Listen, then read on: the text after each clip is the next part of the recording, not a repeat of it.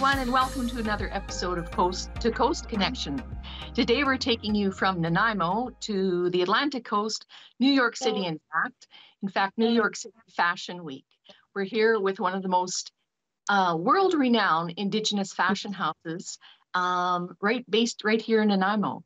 But before we begin, I just want to acknowledge that coming from you from the traditional territory of the Snuneymuxw First Nation, and that is also the territory of my two guests, sisters Aunalee Seward-Good and Sophia Seward-Good. Welcome to Coast Connections, you fashionistas. Thank you for having us. Yes. I'm so excited to be here with you today. Thank you. And I love what you're wearing today. Gee, I wonder where those came from. Well, and Liz, Yes. what are you wearing today? My goodness, first time in my life anybody's asked me that. Well, I am wearing a hummingbird jacket. I like a hummingbird from a Lelum House of Good Design. From your creations, from the banks of the Nanaimo River to New York City. And also, I just want to point out to viewers, the carving I have next to me is a kingfisher, and that is made by Seward-Good, your brother, who is also involved in the design process for you gals. Yes. So let's get started. I believe that it was your parents that have inspired you and have been your mentors, your mother and your dad. Tell us a little bit about this family, second generation, how you all got started. Sorry. We have a little guy here. Did you? We're on TV, honey. Can you go? He's in the middle of an art project here. Not to worry, girls. I know that you do all of your work outside of your home, in your home there, in your office, and these designs are sent out all over the world. You have some young apprentices there, I see. So all are welcome.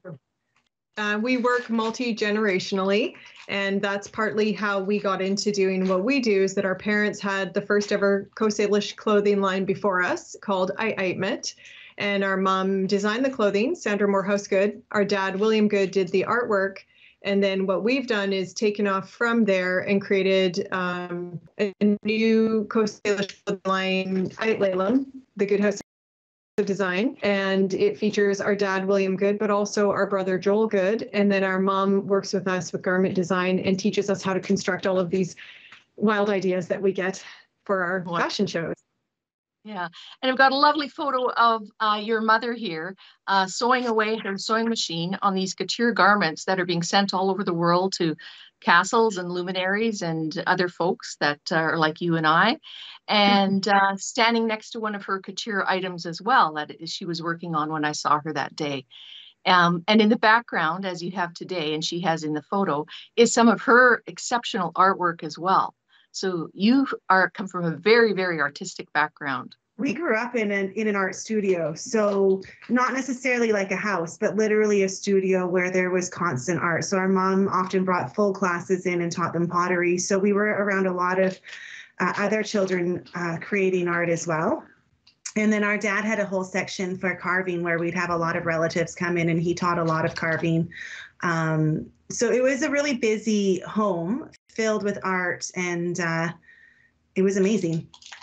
And even like printmaking, like our parents hand cut and hand pulled prints, and so we learned the art of making prints as at very young ages, and that ended up translating into the garment making later when our parents got a carousel printer and started printing ready-wear garments and dresses that women would wear, and that was the beginning of the evolution. So it's all this long process that started through many different media over many years, and then became what we wear now. Amazing. And your father is Master Carver William Good, and there's a lovely photo of him working here in his shop. I think he told me it was a sun and raven that he was carving there. And if you'll notice, he's got a cast on his arm. He's carving with a broken arm. I mean, this is a man who's committed to his craft. He is, Dad is very committed. And I think one of the teachings, especially in our culture, is that you keep working despite everything. So whatever goes on in your life, whatever's happening, you have to continue the work that you're doing. So yes, Dad did have a bad little fall and broke something in his wrist, and it's definitely healing and working through that as well. Well, it certainly didn't break his spirit, because he was carving away like a very happy camper when I saw him there. So Yes. Before we get any deeper into the conversation, I just want to show viewers what your actual design line looks like. And we're going to show them a short 2-minute clip here from the New York City Fashion Week that you were invited to attend to last September 2021. And which is a huge, huge, huge honor to be there in front of the world like that. So we're going to roll this clip and we're just going to let it play. And your father in the background is singing a song called The Grandfather's Song, and it means I am so happy. So let's just roll the clip.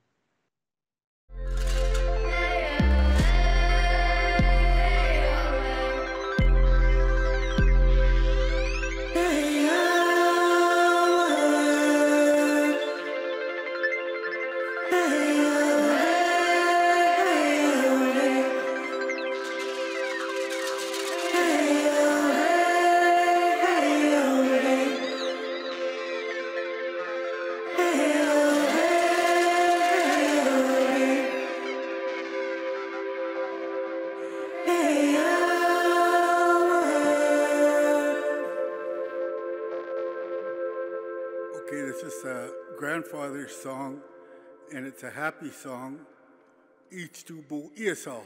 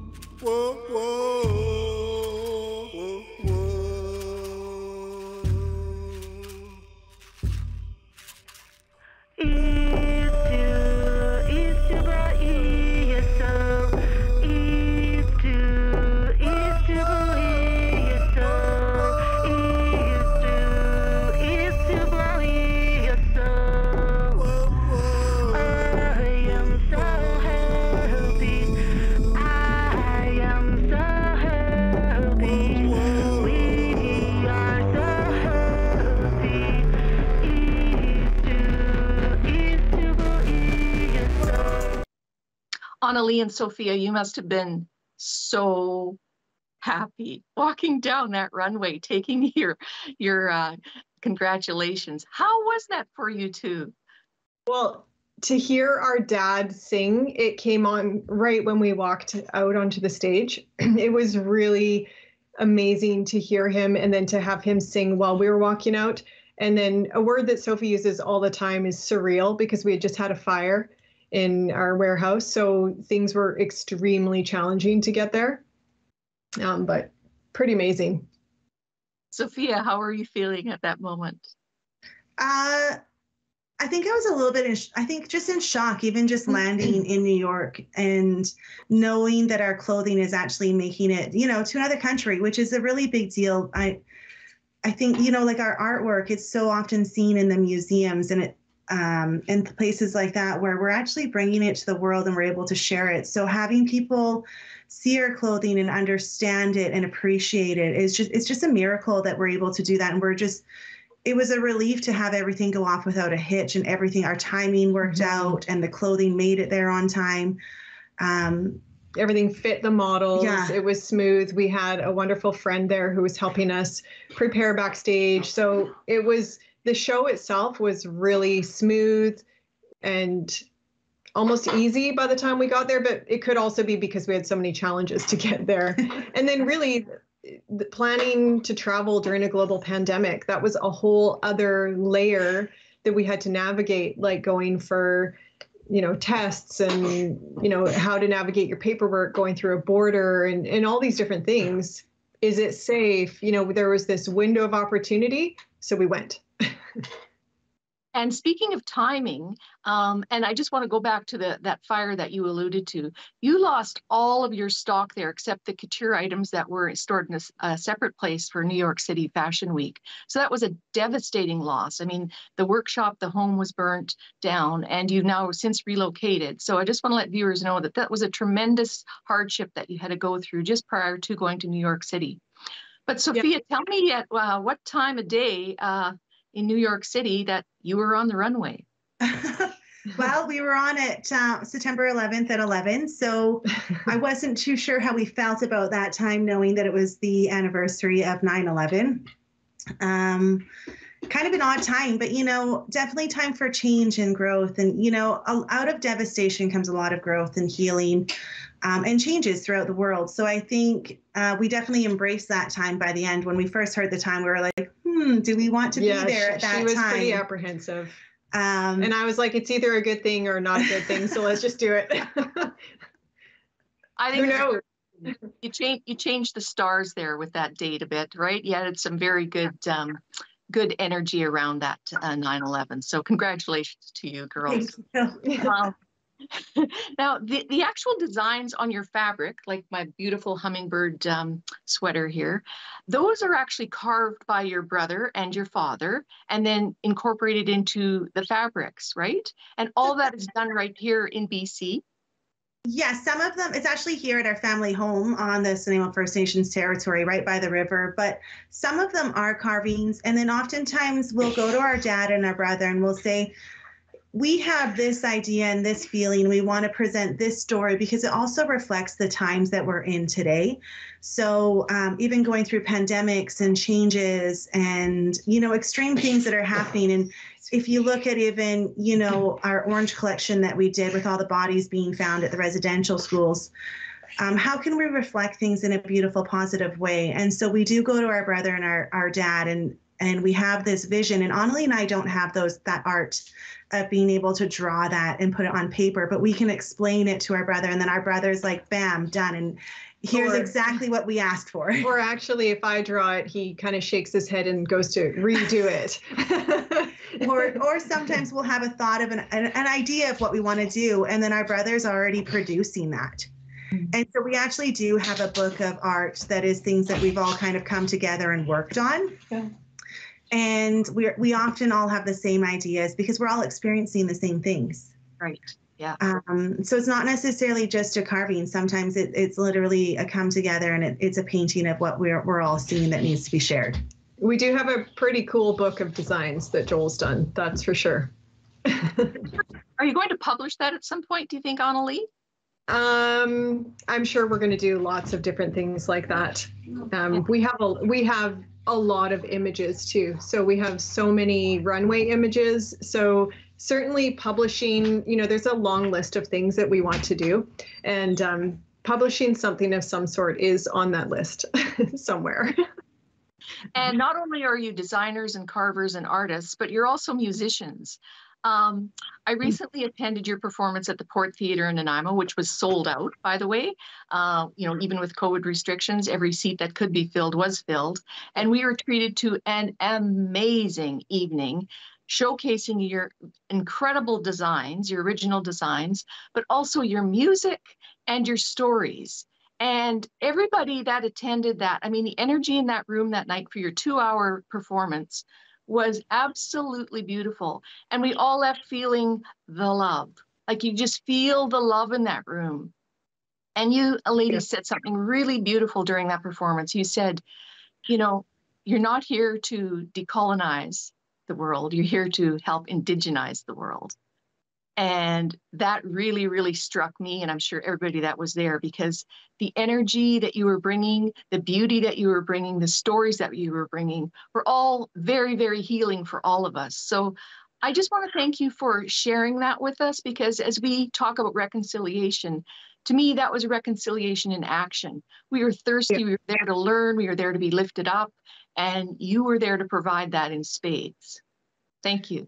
Thank you. One of our big teachings, especially in the Halkamenum culture from here in Nanaimo, is to really focus on positive language. So we're not supposed to use negative. And it's something that we're not taught to do. And when you give that negative, that space, you're opening those doors.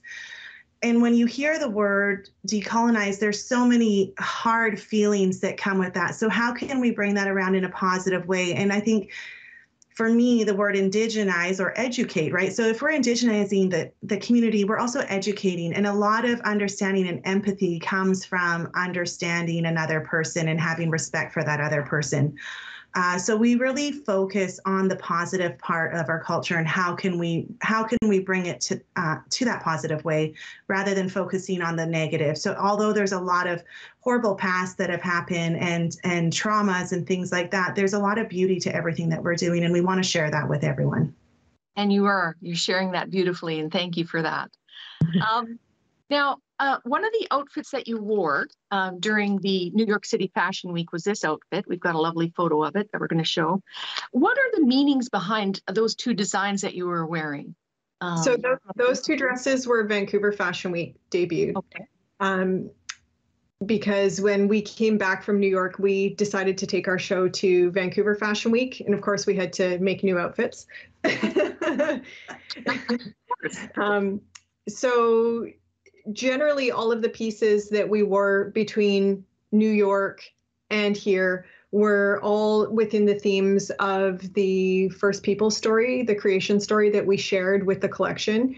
And what was really interesting about that story is that it was about two wolves that came down from the Nanaimo River, swam across the other side, and their fur shed, and they became the first man and the first woman. But it's really a story about resilience and change and taking a risk, even like doing something different and becoming what you're supposed to become.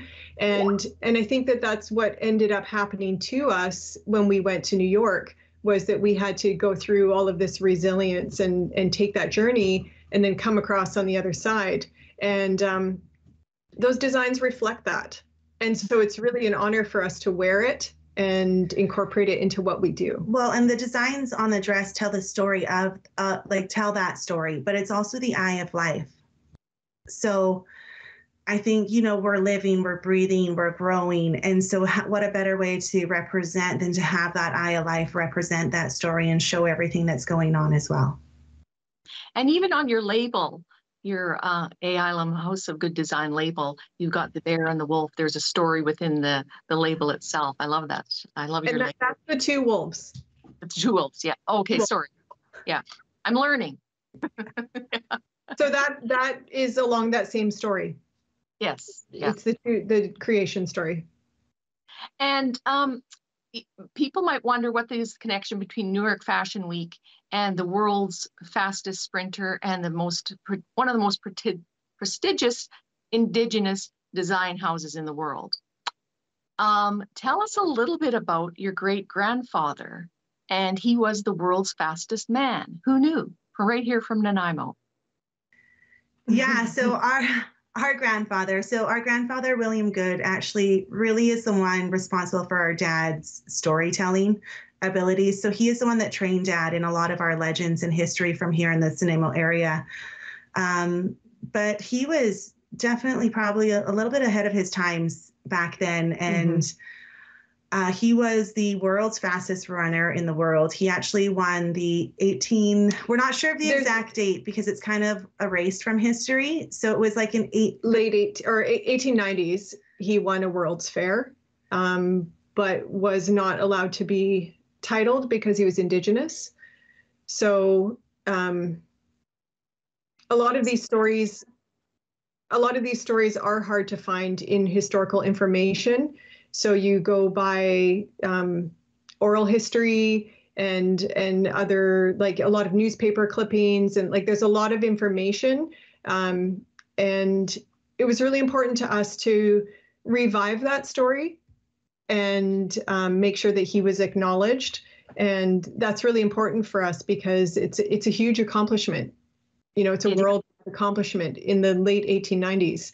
And to be denied what you deserve because of your race, it's unjust. And we all know that. So we have a cat now.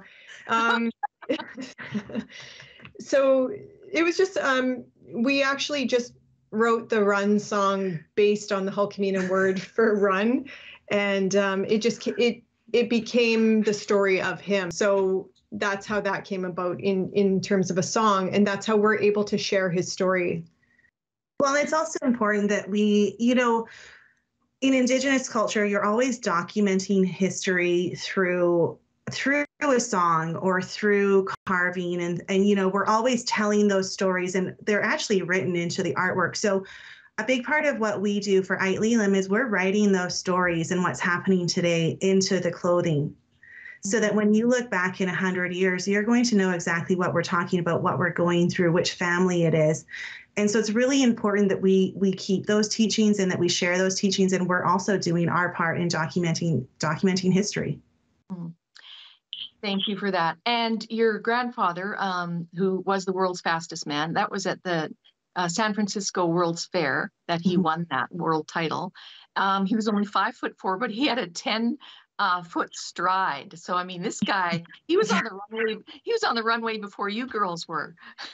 Well, I know it's kind of interesting that we do share our great grandfather's music and his songs on the runway. It is sort of ironic. It's kind of funny, and yeah, that's our version of being runners, I guess. And I think too, running is a big part of our culture. So we used to have runners that were trained for certain jobs in our community. This is pre-colonization, to really be able to warn if war was coming and to let us know if canoes were coming to the Nanaimo beaches. We actually had trained runners, so they had positions that they waited, and then they actually did run to the next position to get the communication going to the main house to prepare the families. So running actually goes back. So we were fast runners because we were trained from a very early age. It's probably better than some of the high-speed internet that we have now. It could be. There's less cutouts. Yeah, exactly. There's some nice symmetry to your grandfather's story, though, because several years ago, his title was reinstated, and he has a place of honor at the BC Sports Hall of Fame. There's an area that they've set up to honor all these Indigenous athletes over the years who were stripped of their titles. And your family went there and did a beautiful ceremony with your music and your amazing, beautiful design outfits, and had a ceremony there to reinstate his title and give him his honor. I think that's just beautiful. Well, and to go somewhere over 100 years later and celebrate an accomplishment, it's huge. And that was a really, really cool day for everybody. And then we also had another one at the Nanaimo Museum where they put up a permanent exhibit on him. And then they've integrated the song into the display so that people can look up the song that goes with his image. And actually the picture that's on the wall is his real live height. Wow. Kind of. I've stood next to that image. He's taller than me, so there you go.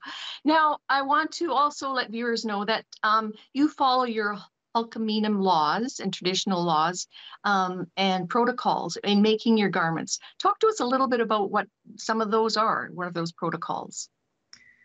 Sure. So our dad has really ingrained, I guess, the strictness that goes behind the Hulkaneem art form. So the art is really, there's strict rules on how to produce it, what all involves. So we're not giving you abstract art. We're not allowed to take part of the story out and give you half a story. So that's one of the laws. So it's the traditional art form. So when you purchase a piece of clothing with our art, you're getting the full story in that artwork because we can't give you part of it. There's also protocols on what we're allowed to share and what we're not allowed to share. So everything that we produce is something that everybody can wear. It is not something ceremonial. It's not something that just belongs to our family. It's something that you're also allowed to wear with pride and understanding and a little bit of who we are. And then there's cultural protocols that we have to follow when sharing things. So we do that. And it's really important that we keep those laws and those traditions and things that we're allowed to share open and very seriously. Right. Talk to me a little bit about cultural appropriation, because why is it okay for me as a non-Indigenous woman to be wearing an Indigenous designed hummingbird jacket and to have earrings like this? I think what it comes down to is the origin of the artist and where you got it from. And so I think the big issue with cultural appropriation is who made it and are they allowed to make it? And is it theirs to make? And in our case, we're sharing our family's artwork. We work together as a collective. Everybody approves every process. We're all in sync. And then it supports the family. And that's cultural appreciation for someone to be able to wear it and support that. And then, you know, if you look at our parents, they would have never been able to achieve what they did without their supporters who purchased their artwork. We wouldn't be here today if people were apprehensive of purchasing from them. So people supporting them as artists made it so we can be here today and do what we do, and then that'll just continue to grow. So it's actually really important to support artists that are making authentic products. Exactly. And your products, ladies, I think mine was made out of recycled water bottles. Talk to us about the environmental consciousness you bring to your line. Well, one thing I think we need to make sure that we're cautious of what footprint we're leaving on the earth. So how can we, no matter what we do, we're going to leave a footprint, but how can we do that in a sustainable way? How can we be that change, right? So we really focus on staying as eco-friendly as possible, producing everything locally. So all of our clothing is manufactured in BC because we need to make sure that we're supporting our economy as well. So our fabrics, we really choose very carefully on how can we leave the least amount of footprint on the earth to make sure that, you know, our kids have a generation and have a future. And it's whenever we can. We can't always, but whenever we can, we'll actually make a decision to make a slightly more costly product with a better quality fabric that's sustainable if we have the choice between two. So that's something that we're very aware of, and we know that it ends up being more, but generally the consumer, there are a lot of consumers that feel the same way we do, and they'd rather spend a little bit more on a locally produced product that's sustainable. Very good. We're rapidly running out of time here, unfortunately, ladies. I just want to mention when I got my hummingbird jacket, the materials it pointed out to me were compostable. I could put them in my compost bin, the shipping materials. So thank you for that. Just a few seconds, any closing thoughts that you might have for our viewers? We just really like to thank you for taking the time and sharing a little bit about who we are. And I think it's really important that people get to see who we are because I lost my train of thought. You could be on a time limit. Yeah, we're thinking of being cut off, like all of a sudden the camera just ending. No, we're really appreciative of all of our followers, and you know, yes, having during a pandemic a show that sold out at the Port Theatre. We're going to be in Vancouver Fashion Week, April the 9th. We're going to show our new ready-wear collection. So our fire destroyed the majority of our ready-wear clothing that was for sale. And we've now redesigned and we're relaunching brand new ready-wear collections. So that's really exciting and that's coming. And we just really appreciate all of the support and your support. You've been so supportive. We have really appreciated you coming to our show and everything. It's amazing getting your new welcome. I look forward to seeing what else you're going to be bringing out to the world. And I really want to thank you very, very much for what you're giving to us in, you know, one garment at a time here. We're building Reconciliation Bridge. So it's been a pleasure to speak with both of you today. I wish you each huge success, Aunalee and Sophia. And I think it's Haisepka. And Haishka. Yes, you're right. Thank you. Thank you. Okay. You said it right. Haisepka is the plural. Thank you. And thank you for joining us today on Coast Connections. I hope this has inspired you too to support local Indigenous fashions artists in our area as well. Thank you. We'll see you next time on Coast Connections.